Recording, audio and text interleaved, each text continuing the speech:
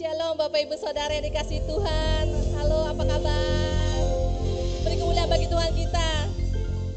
Begitu besar kasih Tuhan bagi kita saudara. Dia telah mati di kayu salib untuk menebus segala dosa-dosa kita. Begitu besar kasihnya. Kita diselamatkan oleh karena darahnya. Terima kasih. Mari saudara, kita naikkan syukur kita di hadapan Tuhan. Pagi hari ini kita lebih sungguh lagi datang di hadapan Tuhan. Terima kasih Tuhan. Terima kasih Tuhan. Terima kasih Yesus.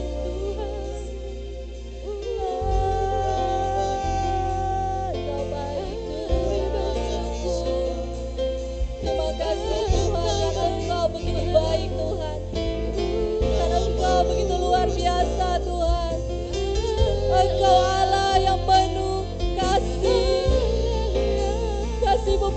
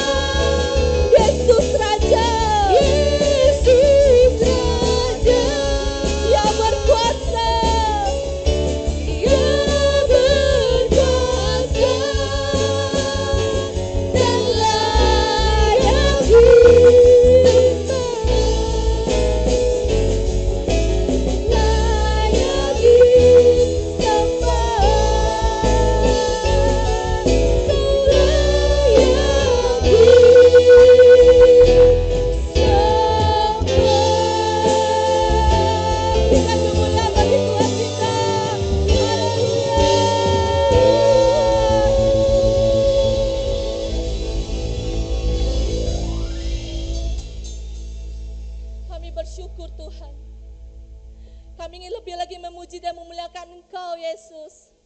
Mari kita yang siap memuji dan memuliakan Engkau, satu kali lagi katakan amin. Beri kemuliaan bagi Tuhan kita.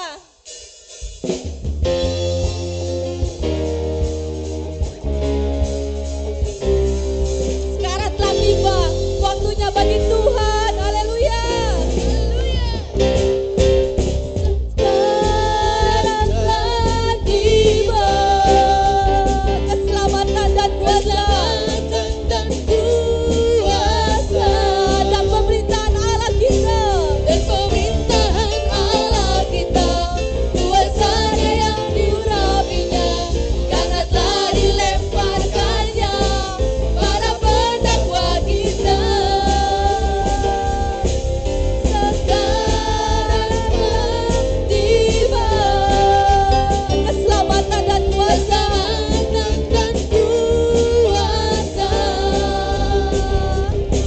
dan pemerintahan Allah kita, kuasanya yang diurapinya, karena telah dilemparkannya para pendakwa kita. Oleh darah anak domba, mari kita katakan saudara, oleh kesaksian kita, iblis dikalahkan, kuasanya dihancurkan oleh darah anak domba.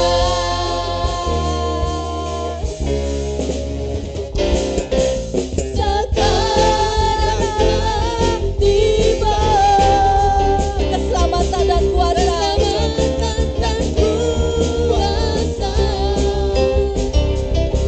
dan pemerintahan Allah kita, kuasanya yang diurapinya, karena telah dilemparkannya para pendakwa kita. Oleh darah anak domba, oleh kesaksian kita, iblis dikalahkan, kuasanya dihancurkan oleh darah anak domba. Oleh darah anak, oleh darah anak, oleh darah anak domba.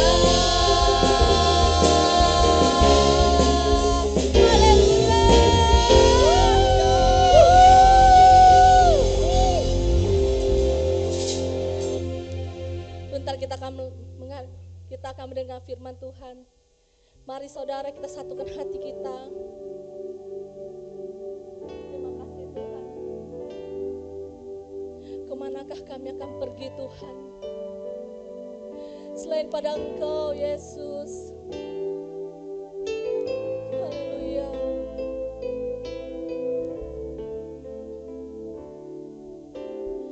Kemanakah aku dapat pergi, menjauhi rohmu yang suci, Kau sahabat,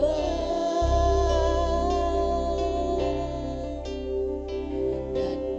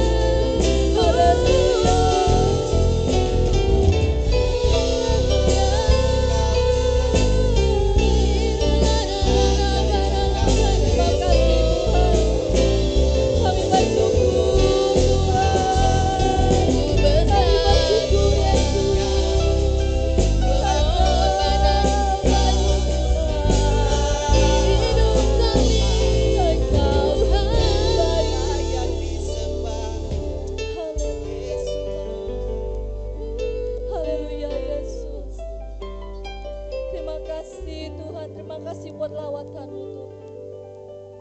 Kini kami akan mendengarkan firman-Mu Tuhan. Berkati hamba-Mu yang akan menyampaikan firman-Mu pagi hari ini Tuhan. Biarlah hikmat, marifat, kebijaksanaan Tuhan Kau berikan bagi-baginya Tuhan. Kau tambah-tambahkan lagi Tuhan. Terima kasih Yesus. Kami siap Tuhan pagi hari ini untuk mendengar firman-Mu Tuhan. Di dalam nama Yesus kami berdoa. Amin.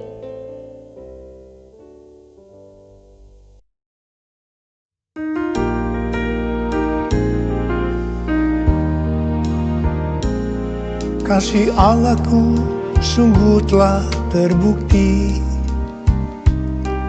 ketika Dia serahkan anaknya.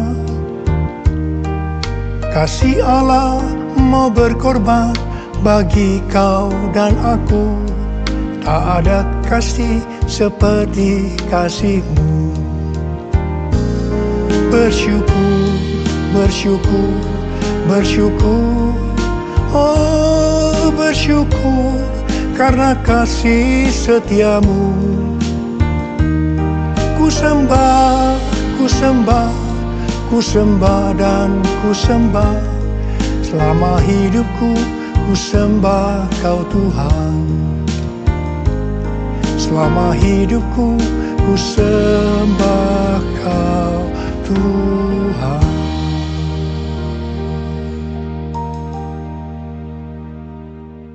Hari ini adalah Jumat Agung, di mana kita memperingati kematian Tuhan Yesus. Kita akan merenungkan kembali kasih Tuhan Yesus yang luar biasa yang diberikan kepada kita semua. Saya mau mengatakan sesuatu kepada saudara, bahwa apapun yang kita alami hari-hari ini dalam pandemi COVID-19 dan krisis ekonomi, kita harus tahu bahwa Tuhan Yesus sangat-sangat mengasihi kita semua. Yang paling penting kita harus mengerti bahwa kasih Tuhan Yesus kepada kita adalah supaya kita diselamatkan. Jadi melalui segala peristiwa ini, kita harus ingat seperti yang terdapat dalam Roma 8 ayat 28 yang berkata, kita tahu sekarang bahwa Allah turut bekerja dalam segala sesuatu, baik enak maupun tidak enak, untuk mendatangkan kebaikan bagi mereka yang mengasihi Dia. Apakah saudara mengasihi Tuhan Yesus? Kalau saudara berkata, ya, saya mengasihi Tuhan Yesus, berarti ayat ini buat saudara. Saya percaya melalui semua yang terjadi, kita yang mengasihi Tuhan Yesus akan makin serupa dengan gambarnya. Melalui semua yang terjadi, juga mereka yang selama ini tertidur, suam-suam kuku, mati rohani akan dibangunkan kembali. Mereka akan bertobat dan minta ampun kepada Tuhan Yesus. Tuhan Yesus mengingatkan kita agar kita tidak hidup dalam ketakutan, kekhawatiran, kepanikan yang terus-menerus. Ingat bahwa hidup mati kita di tangan Tuhan. Sekali lagi, bahwa hidup mati kita di tangan Tuhan. Bukan di tangan COVID-19. Bukan di tangan krisis ekonomi. Hari-hari ini lebih banyak orang-orang yang takut kepada hal-hal yang lain ketimbang takut kepada COVID-19 itu sendiri. Hal inilah yang dikehendaki oleh iblis. Kalau hal ini berlarut-larut, maka akan lebih banyak orang yang meninggal karena ketakutan ketimbang meninggal karena COVID-19 itu sendiri. Karena itu kita harus mengingat firman Tuhan yang berkata, dalam tinggal tenang dan percaya terletak kekuatanmu. Alkitab berkata, Yesus mati karena dosa-dosa kita. Dia dikuburkan, tapi pada hari yang ketiga dia dibangkitkan. Alkitab berkata, semua orang telah berbuat dosa dan telah kehilangan kemuliaan Allah. Upah dosa ialah maut, mati kekal selama-lamanya, tempatnya di neraka. Neraka adalah tempat yang sangat mengerikan. Jangan sampai masuk neraka. Karena itu Tuhan Yesus datang ke dalam dunia ini untuk menyelamatkan kita semua. Bagaimana cara Tuhan Yesus menyelamatkan kita?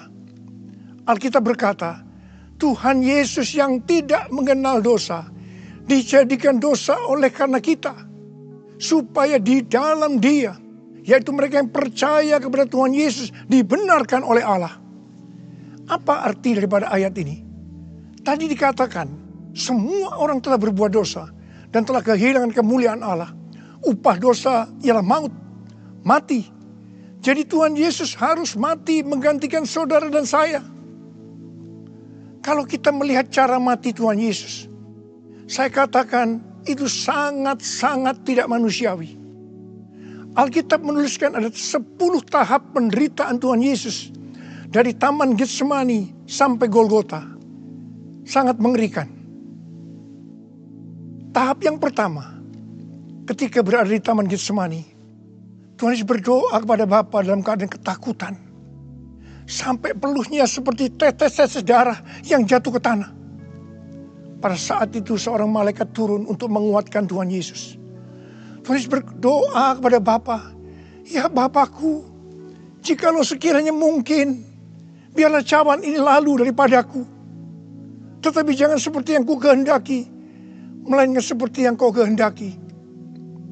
Di sini Tuhan Yesus mengajar kepada kita bahwa di dalam doa kita boleh menawar, tetapi jangan memaksakan kehendak. Bagi yang sekarang ini dalam keadaan ketakutan, kita harus ingat bahwa Tuhan Yesus pernah mengalami ketakutan untuk menebus dosa kita semua. Karena itu datanglah kepada Tuhan Yesus. Dia pasti mampu dan mau menolong kita semua. Tahap yang kedua, Tuhan Yesus ditangkap. Dia dituduh dengan bermacam-macam tuduhan. Diludahi, mukanya ditinju, dipukul. Tetapi Tuhan Yesus tidak membalas. Di sini Tuhan Yesus mempraktekkan apa yang Dia ajarkan kepada kita. Agar kita mengasihi dan berdoa bagi orang-orang yang membenci kita. Yang mengutuk kita. Yang mencaci maki kita. Tuhan Yesus berkata, jikalau kita hanya mengasihi orang-orang yang mengasihi kita, apa jasa kita? Karena orang-orang berdosa pun juga mengasihi orang-orang yang mengasihi mereka. Tahap yang ketiga, Tuhan Yesus dibelenggu dan diadili. Waktu Tuhan Yesus diadili oleh Pilatus, ternyata tidak didapati kesalahan yang membuat Tuhan Yesus harus dihukum mati. Sementara itu orang-orang Yahudi terus berteriak-teriak supaya Tuhan Yesus dihukum mati. Salibkan dia! Salibkan dia! Akhirnya Pilatus menyerahkan Tuhan Yesus untuk disalibkan. Tahap yang keempat, Tuhan Yesus dicambuk.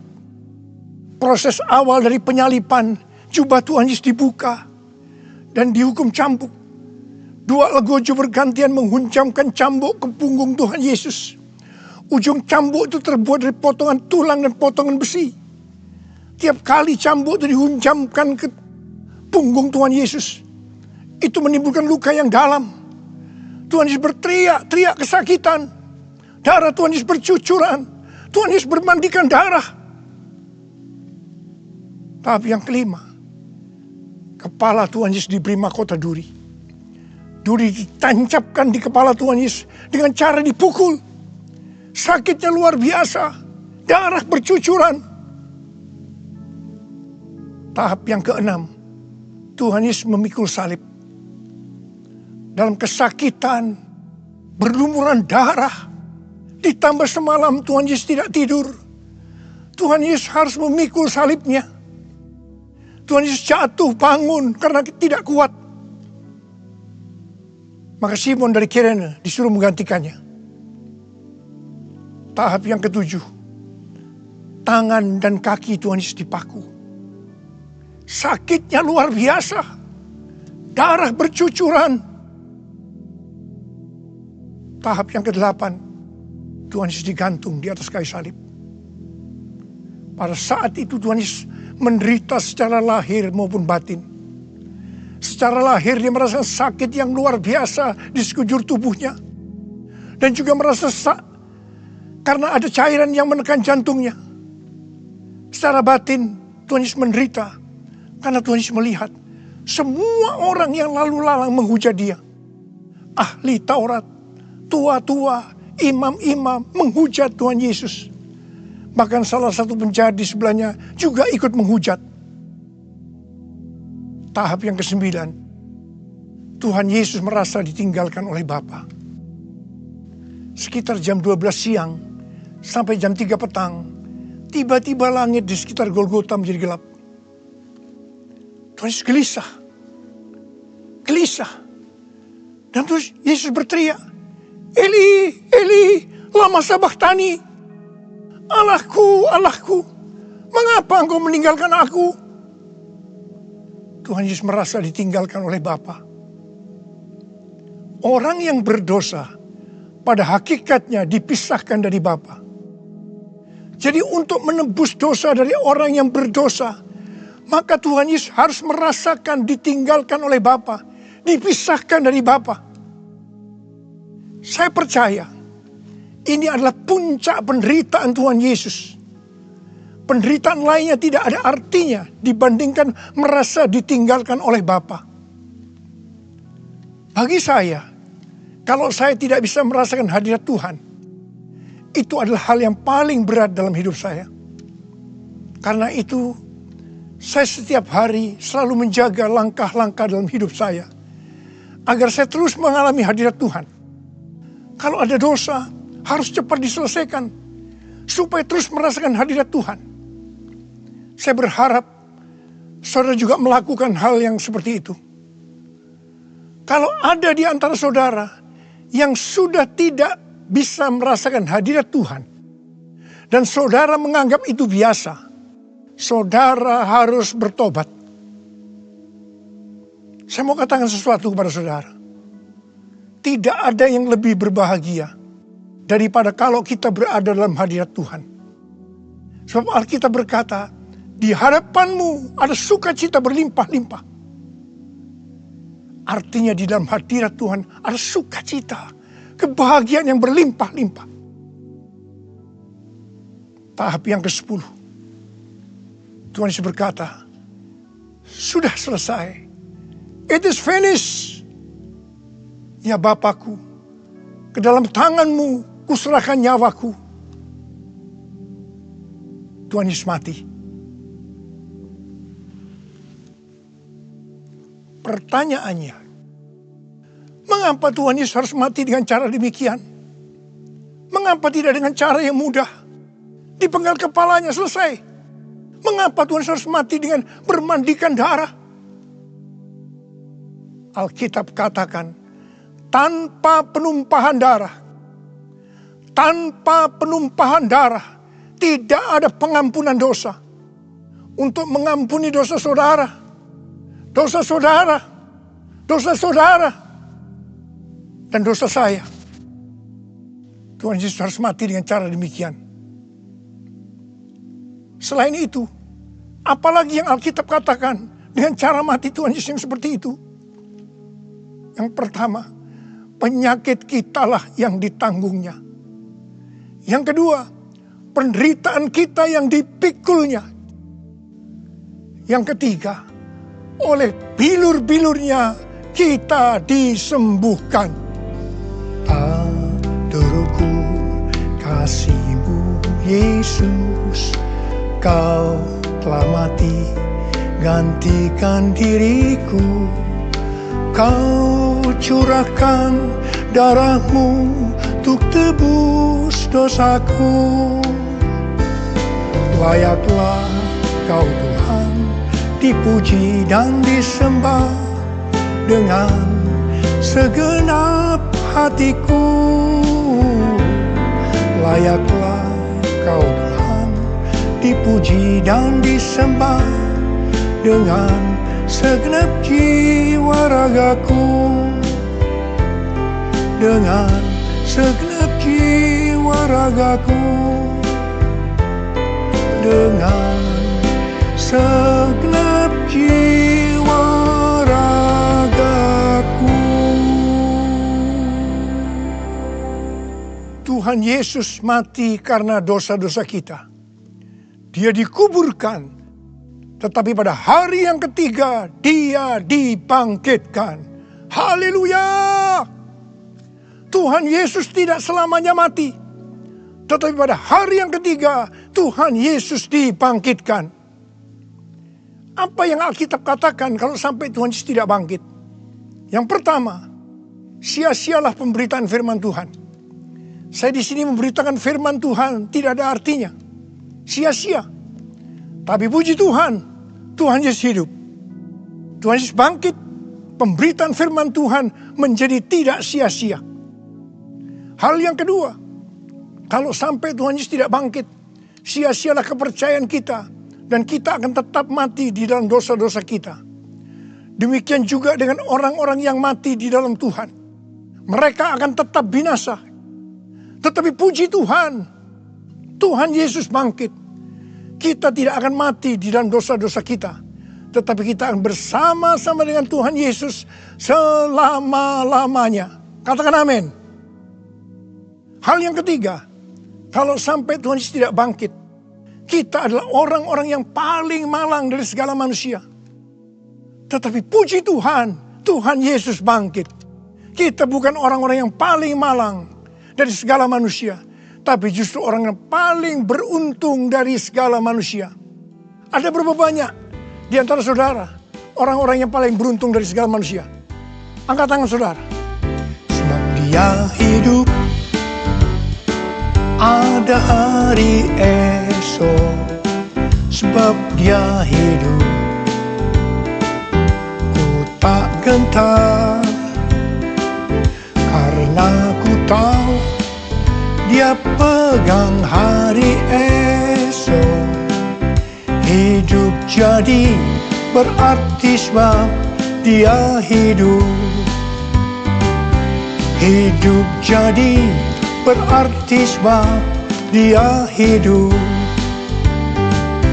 Hidup jadi berarti sebab Yesus hidup.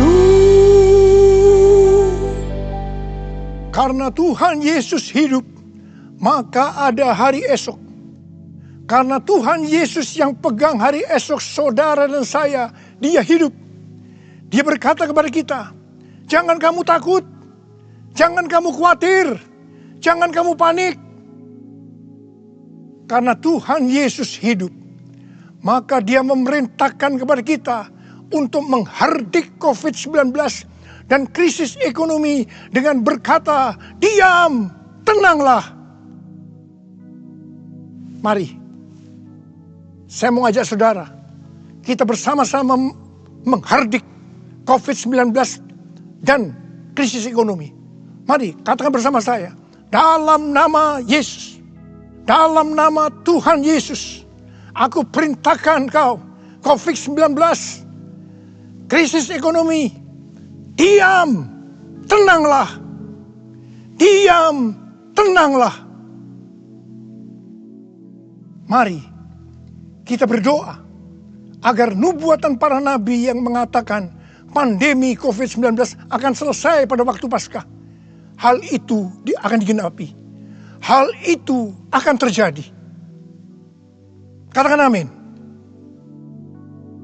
Karena Tuhan Yesus hidup, kita akan melihat Pentakosta ketiga akan digenapi. Di mana melalui semua peristiwa yang sedang terjadi saat ini, penuaian jiwa yang terbesar dan yang terakhir sebelum Tuhan Yesus datang kembali, itu terjadi. Kita akan melihat bangkitnya generasi Yeremia, yaitu generasi anak-anak muda yang dipenuhi dengan Roh Kudus, cinta mati-matian kepada Tuhan Yesus, tidak kompromi terhadap dosa, dan akan memenangkan banyak jiwa. Kepada kita, orang yang sungguh-sungguh dengan Tuhan, akan diberikan kuasa untuk menyelesaikan amanat agung Tuhan Yesus. Karena Tuhan Yesus hidup, maka mujizat-mujizat yang dilakukan oleh Tuhan Yesus masih ada sampai dengan hari ini. Orang buta melihat, orang lumpuh berjalan, orang tuli mendengar, orang mati dibangkitkan, orang kusta menjadi tahir, dan kepada orang miskin diberitakan kabar baik. Karena Tuhan Yesus hidup, maka di dalam pandemi COVID-19, Tuhan menyuruh kita memperkatakan Mazmur 91. Mari, saya ajak saudara, mari kita perkatakan bersama-sama. 1, 2, 3. Orang yang duduk dalam lindungan yang maha tinggi dan bermalam dalam naungan yang maha kuasa akan berkata kepada Tuhan, tempat perlindunganku dan kubu pertahananku, Allahku yang kupercayai. Sungguh dialah yang akan melepaskan engkau dari jerat penangkap burung, dari penyakit sampar yang busuk. Dengan kepaknya ia akan mendudungi engkau. Di bawah sayapnya engkau akan berlindung. Kesetiaannya oleh perisai dan pagar tembok. Engkau tak usah takut terhadap kedahsyatan malam, terhadap panah yang terbang di waktu siang, terhadap penyakit sampar yang berjalan di dalam gelap, terhadap penyakit menular yang mengamuk di waktu petang. Walau 1000 orang rebah di sisimu dan 10.000 di sebelah kananmu, tetapi itu tidak akan menimpamu. Engkau hanya menontonnya dengan matamu sendiri dan melihat pembalasan terhadap orang-orang fasik. Sebab Tuhan adalah tempat perlindunganmu. Yang maha tinggi telah kau buat menjadi tempat perteduhanmu. Malapetaka tidak akan menimpa kamu, dan tulah tidak akan mendekat kepada kemahmu. Sebab malaikat-malaikatnya akan diperintahkannya kepadamu untuk menjaga engkau di segala jalanmu. Mereka akan menatang engkau di atas tangannya, supaya kakimu jangan terantuk pada batu. Singa dan ular tedung engkau langkahi. Engkau akan menginjak anak singa dan ular naga. Sungguh hatinya melekat kepadaku, maka aku akan meluputkannya. Aku akan membentenginya, sebab ia mengenal namaku. Bila ia berseru kepadaku, aku akan menjawab. Aku akan menyertai di dalam kesesakan. Aku akan meluputkannya dan memuliakannya. Dengan panjang umur akan kukenyangkan dia, dan akan kuperlihatkan kepadanya keselamatan daripadaku. Amin. Karena Tuhan Yesus hidup, Tuhan memberikan tema tahun 2020 sebagai tahun dimensi yang baru. Kita harus percaya bahwa setelah pandemi COVID-19 dan krisis ekonomi berlalu, kita akan memasuki dimensi yang baru, di mana apa yang tidak pernah kita lihat dengan mata, tidak pernah didengar oleh telinga, dan tidak pernah timbul dalam hati, semuanya itu akan diberikan kepada orang-orang yang mengasihi Tuhan Yesus. Oleh karena kemurahan Tuhan, ku ada sampai hari ini. Oleh karena kebaikan Tuhan, janjimu terjadi bagiku. Aku percaya berkat-Mu atasku melimpah. Kebajikan, kemurahan selalu mengikutiku. Ku puji, ku sembah Kau Tuhan. Ku puji, ku sembah Kau Tuhan. Ku puji, ku sembah Kau Yesus. Mari angkat tangan saudara, sembah Dia. Oh Dia sembah, berbahasa roh. Yang sudah berbahasa roh, berbahasa roh. Oh Dia labakana mayara. Oh rana bara. Oh Yesus. Oh Yesus, Yesus, Yesus. Oh Yesus, Yesus, Yesus. Oh Yesus, Yesus. Oh rala masikara la bala. Oh rala bala. Irala bala. Oh rala bala. Oh rala bakana matakara. Irala bala. Oh rala la. Oh re di bala. Oh re la bala. Oh la. Oh re di da. Oh Yesus. Oh Yesus. Oh Yesus. Yesus. Yesus. Yesus. Oh re la bala. Oh la bala. Oh re la bala. Oh Yesus. Yesus. Yesus. Tuhan Yesus. Tuhan Yesus. Tuhan Yesus.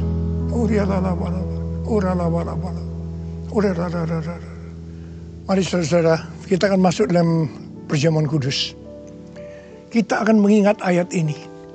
Sebab setiap kali kamu makan roti ini dan minum cawan ini, kamu memberitakan kematian Tuhan sampai Ia datang.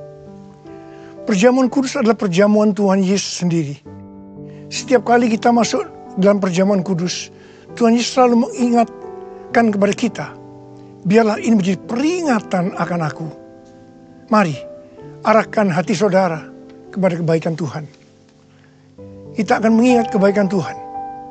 Mari tundukkan kepala. Siapakah kami ini ya Tuhan? Sebelum kami mengenal Engkau, kami semua orang berdosa. Upah dosa adalah maut, mati. Tapi Engkau tidak berdosa, telah dijadikan dosa oleh karena kami. Kau harus turun dari surga mulia, mati ganti kami dengan penderitaan yang luar biasa. Sungguh kalau kau pikirkan betapa baiknya Kau Tuhan, Kau jadikan kami sebagai anak-anak-Mu. Engkau berkati kami, Engkau tuntun kami, Engkau sembuhkan kami. Engkau tegur juga kalau kami salah. Itu Engkau ya Aba, itu Engkau. Saudara yang dikasihi Tuhan, Tuhan akan memberkati saudara melalui perjamuan kudus.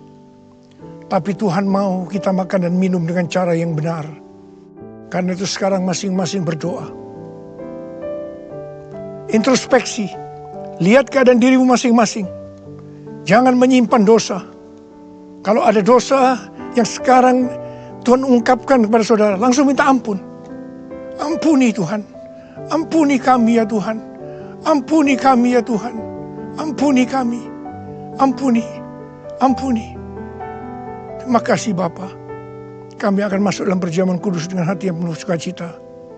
Dalam nama Yesus yang berdoa. Amin. Mari saudara. Angkat roti di tangan kanan saudara tinggi-tinggi. Sebab apa yang telah kuteruskan kepadamu telah aku terima dari Tuhan. Yaitu bahwa Tuhan Yesus pada malam waktu diserahkan mengambil roti. Dan sesudah itu yang mengucap syukur atasnya. Dia memecah-mecahkannya dan berkata, inilah tubuhku yang diserahkan bagi kamu. Perbuatlah ini menjadi peringatan akan aku. Saudara kasih Tuhan, bukankah roti yang kita pecah-pecahkan ini adalah persekutuan kita dengan tubuh Kristus? Mari kita makan dalam nama Yesus.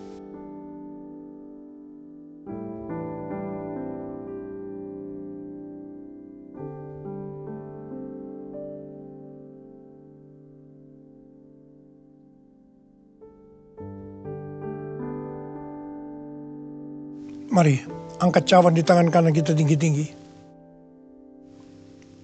Demikian juga yang mengambil cawan sesudah makan lalu berkata, cawan ini adalah perjanjian baru yang dimeteraikan oleh darahku. Perbuatlah ini setiap kali kamu meminumnya menjadi peringatan akan aku. Sudah dikasih Tuhan, bukankah cawan pengucapan syukur yang atasnya kita ucapkan syukur adalah persekutuan kita dengan darah Yesus? Mari kita minum dalam nama Yesus.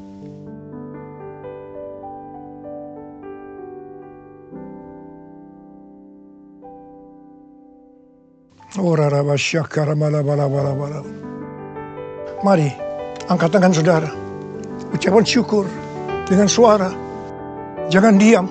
Ucapan syukur. Oh Tuhan, mengucap syukur padamu ya Tuhan. Terima kasih ya Tuhan. Buat kebaikan Tuhan, buat kebaikan Tuhan. Terima kasih, terima kasih. Terima kasih ya Tuhan. Oh terima kasih. Mari nyanyikan lagu ini. Terima kasih Yesusku, terima kasih Yesusku. Puji syukur hanya bagi Tuhanku. Terima kasih Yesusku, terima kasih Yesusku. Puji syukur hanya bagi Tuhanku. Puji syukur hanya bagi Tuhanku. Puji syukur hanya bagi Tuhanku.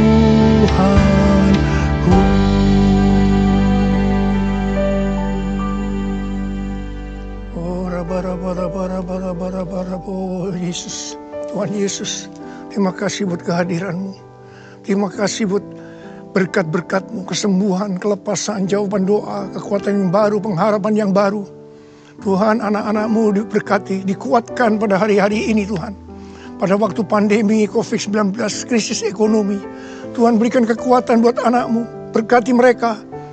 Hamba sekarang memintakan kepadamu, mereka mungkin ada yang dalam keadaan ketakutan, kebingungan, tidak tahu apa yang diperbuat. Mereka khawatir, dalam nama Yesus, biarlah damai sejahtera Tuhan turun atasmu saat ini. Ya Tuhan, bagi yang sakit Tuhan, dalam nama Yesus, sembuh dalam nama Yesus. Sembuh dalam nama Yesus. COVID-19 aku perintahkan kau pergi dalam nama Yesus. Dalam nama Yesus. Sembuh dalam nama Yesus. Bapa, berkatilah anak-anak-Mu yang saat ini mereka berada di rumah-rumah. Hamba-Mu tahu ini semua adalah rencana-Mu untuk kami lebih sungguh-sungguh dengan Tuhan. Kami lebih sungguh-sungguh dengan keluarga ya Tuhan. Terima kasih Bapa, terima kasih. Terima kasih. Semuanya akan selesai. Semua akan selesai. Dan anak-anak-Mu akan meningkat iman mereka, kerohanian mereka. Mereka menjadi serupa dengan gambar Tuhan Yesus. Dan mereka semua akan dipakai oleh Tuhan untuk memenangkan banyak jiwa. Kami sedang memasuki Pentakosta yang ketiga ya Tuhan. Berkati anak-anak-Mu semuanya. Berkati anak-anak-Mu.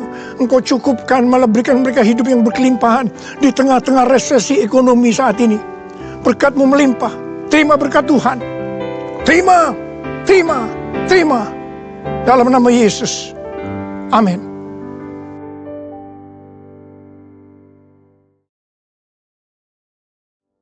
Mari angkat kedua tangan saudara, terima berkat Tuhan. Kasih karunia yang berlimpah-limpah daripada Allah Bapa di dalam Anak yang tunggal Yesus Kristus. Persekutuan yang manis dengan Roh Kudus menyertai saudara sekalian mulai hari ini sampai Tuhan Yesus datang menjemput kita di awan-awan dan bahkan sampai selama-lamanya. Yang percaya bersama-sama katakan amin.